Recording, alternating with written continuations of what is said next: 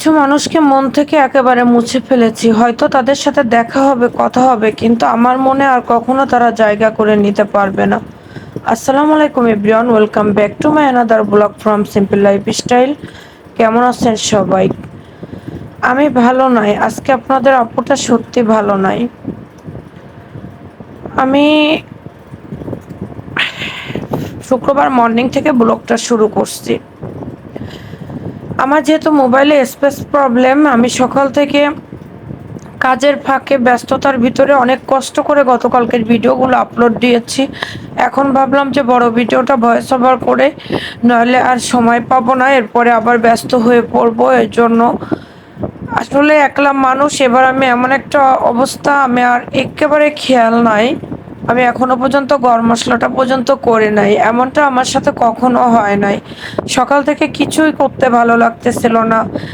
উঠছি, উঠার পরে নামাজ শেষ করে একটুখানি কোরআন শরীফ পড়ছি সকালে, তারপর এখানে বসে থাকতেছিলাম, ওইখানে এটা সেটা করতে করতে তারপরে 6টা 10 বাজছে।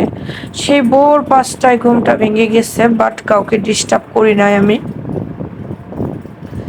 সেখান থেকে আমি 6টার পরে তারপরে সব কাজকর্ম শুরু করছি আর কি। ভালো লাগতেছিল না। অন্যবার সবসময় রাতের থেকে আমার সবকিছু রেডি করা থাকে। এখন দেখতেছি যে আমার গরম মশলাটাই করা হয়নি। যাই হোক, গতকালকে শুধু ডিম ভাজি করে নিয়েছিলাম। ফ্রিজে রুটি রেডি করা ছিল, সেই রুটিটা গরম করে নিয়েছিলাম। বাদাম ভাজি করছিলাম এখানে।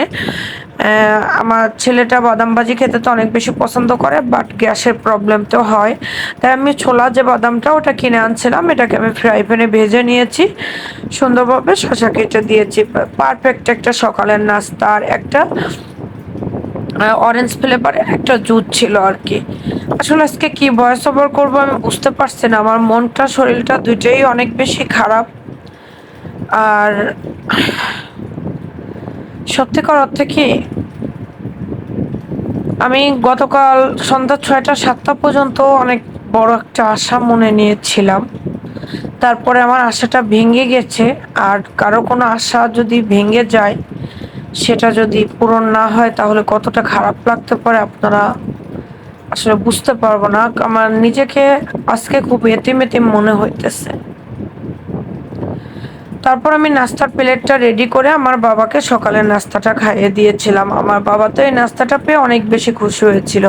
তবে আমার বাবার একটা প্রবলেম আছে, সেটা হচ্ছে ও শশা খেতে চায় না। তবে শশাটা যে কোনো মানুষেরই তো শশা খাওয়া অনেক ভালো।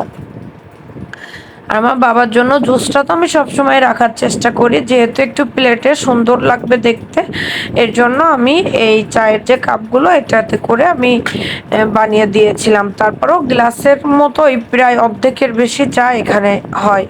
দেন আমি এখানে রান্নার জন্য প্রস্তুতি নিয়ে নিলাম। আমি বৃহস্পতিবার যখন একটু বাইরে গিয়েছিলাম, তখন এক চাচার কাছ থেকে এত সুন্দর মরিচ কিনেছি, আসলে তা বলে বোঝানোর মতো না। দেশি মরিচ একটা দুইটা এখানে চচ্চড়ি করব, এর জন্য আমি একটু 7-8টা মরিচ কেটে নিয়েছি। বাট অল্প মরিচে অনেক ঝাল, এবং মরিচগুলো অনেকটা ফ্রেশ ছিল। আমি যেহেতু বাজার ভিডিওর ক্লিপটা নিতে পারছিলাম না, এজন্য আমি বৃহস্পতিবার কোনো ক্লিপটা নিয়ে নেয় আর কি। তারপর আমাদের ঝগড়া করে যে আপুটা ডুপ্লেক্স বাড়ি করে ফেলছে ব্লক বাগমারা, মহাসেনা শিমুল আপু, ওই আপুকে আমি প্রায় দেখি মিষ্টি কুমড়া আলু দিয়ে, যে কোনো ছোট বড় মিষ্টি কুমড়া আলু দিয়ে সে চচ্চড়ি করে। সে তো হাতে মেখে করে। আবার অনেক সময় দেখে যায় কুমড়াটা আমরা যেভাবে ভাজি করি, ওই ভাজির থেকে একটুখানি চিকন করে, চিকন করে কেটে রান্না করে। বাট আমি কখনো করি নাই। ওই আপুর ভিডিও দেখলে আমার মনে হয় যে দেখি একদিন ট্রাই করব। বাট গতকালকে আমি ট্রাই করেছি। এখানে ছিল নদীর ছোট বেলে মাছ আর হচ্ছে ট্যাংরা মাছ। ওই মাছের ভিতরে অল্প কিছু ট্যাংরা ছিল, সেটাকে আমি আলাদা করে রাখছিলাম। তবে ট্যাংরা মাছগুলো অল্প ছিল, এর জন্য ভাবলাম যে অল্প করে একটু বেলে মাছ দিয়ে দিই। আর আমার সেদিন যেহেতু পলিথিন ছিল না, পলিথিন যেদিন আমি মাছ কিনে আনছিলাম ওই দিন আমার পলিথিনের ছিল না, এর জন্য এই মাছগুলো আমি আলাদা করে রাখতে পারছিলাম না। গতকালকে যেহেতু বেলে মাছগুলো আমি ভাগ করে রাখার জন্য বের করে রাখছিলাম যে একটু নরম হলে ভাগ করে রাখবো, এর জন্য আর কি আমি সেখান থেকে কিছু বেলে মাছও নিয়ে নিয়েছিলাম, নইলে ট্যাংরা মাছ যতটুকু হোক ততটুকু দিয়ে রান্না করতাম। বিশ্বাস করেন ভাই, এভাবে একটুখানি শুধু তেলে পেঁয়াজ ভেজে রান্না করেছি, অনেক বেশি মজা হয়েছিল। তারপরে আমার যেহেতু একটু কাজের তাড়া ছিল, গতকালকে সারাটা দিন অনেক বেশি ব্যস্ত ছিলাম, কাজের তাড়া ছিল, এর জন্য আমি এখানে বরবটি ভাজি করে নিব। পেঁয়াজ, কাঁচামরিচ আর একটুখানি লবণ হলুদ দিয়ে দিয়েছি, আর কেটে রাখা বরবটি আর কিউব করে কেটে নিয়েছিলাম আলু। আমার বাবাটা তো ছোটবেলা থেকে কখনোই বরবটি পছন্দ করতো না, শীতকালীন যে সবজি সিম এটাও কিন্তু আমার সোনা বাবাটা পছন্দ করে না। বাট এই সেদিন যে বরবটির তরকারিটা রান্না করেছিলাম আর আজকে গতকালকে যে বরবটি ভাজি করেছিলাম, এই দুইটা রেসিপি খেয়ে সে আমাকে বলছে 12 বছরে আমি যে বরবটিগুলা খাই নেই এটা আমাকে আবার নতুন করে খাওয়াবা। তার কাছে এত বেশি মজা লেগেছে। রান্নাটা কিন্তু খুবই সিম্পল, একটা পেঁয়াজ আর হচ্ছে 2-3টা কাঁচামরিচ কেটে দিয়ে একটুখানি লবণ হলুদ দিয়ে এভাবে আমি সিমটা ভাজি করে নিয়েছিলাম। তারপরও আমার বাবার কাছে খেতে অসাধারণ লেগেছে। যাই হোক, আমার বাবাটা যখন বলেছে তখন আমি আবার যখন সবজি বাজার করতে যাব তখন আবারও তাকে আমি এনে দেবো আর কি সিম। এভাবেই আমার বাবাটা আসলে গতকালকে করেছিল, না, রান্নাটা শেষ করেছিলাম আর কি। আমার বাবার কাছে অনেক বেশি মজা লেগেছিল। সিম ভাজিটা চুলায় বসিয়ে রেখে আমি আবার গ্যাসের চুলাতে চলে আসলাম। এখানে তরকারি কি অবস্থা দেখি যে তরকারিতে আমি কিন্তু খুব বেশি পানি ইউজ করি নাই, দেখছেন সামান্য একটু পরিমাণ পানি ইউজ করেছি, হাফ কাপের মতো, যেহেতু মিষ্টি কুমড়া থেকে অনেকটা পানি বের হবে মিষ্টি কুমড়া থেকে। আর এটা যেহেতু নরম তরকারি অল্প করে দিয়েছিলাম, নামানোর আগে একটুখানি জিরা গুঁড়া দিয়ে দিয়েছি। বিশ্বাস করেন এত বেশি মজা লেগেছে। আমার বাবা রাতে বলে আমি এটা রুটি দিয়ে খাবো, পরে ফ্রিজে ফ্রোজেন রুটি ছিল 2টা, ওইটা ভাবছিলাম আজকে হয়তো যে কোনো টাইমে মাংস রান্না হলে ওকে আমি খেতে দিব, কারণ আমার শরীরটা খুব বেশি ভালো না।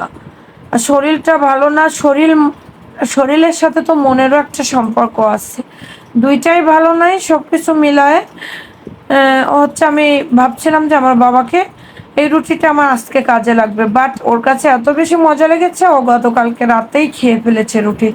আর সিম ভাজিটার কথা তো কিছুই বলবো না, জাস্ট অসাধারণ ছিল। এতটা মজা করে আমার বাবা খাবে জানলে আমি অল্প কিছু চিংড়ি মাছের গুঁড়া এখানে ইউজ করতাম।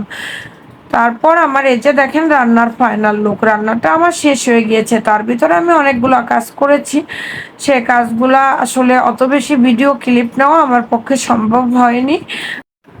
তারপর সন্ধ্যায় আমার অনেক বেশি খারাপ লাগতেছিল, তাই আমি গতকালকে আর কোনো নাস্তার রেসিপি করছিলাম না। এখানে আমার বাবার জন্য আমি বাদাম ছিল, মুড়ি ছিল আর 1 কাপ আদা চা করে দিয়েছিলাম। আসলে সন্তানকে সবটাই শেখানো উচিত, ভালো মন্দ দুইটা মিলায় আমি মনে করি। আল্লাহ হাফেজ, ভালো থাকবেন সবাই, সবাইকে ঈদের শুভেচ্ছা জানিয়ে আজকে ভিডিওটা শেষ করছে, দোয়া করবেন।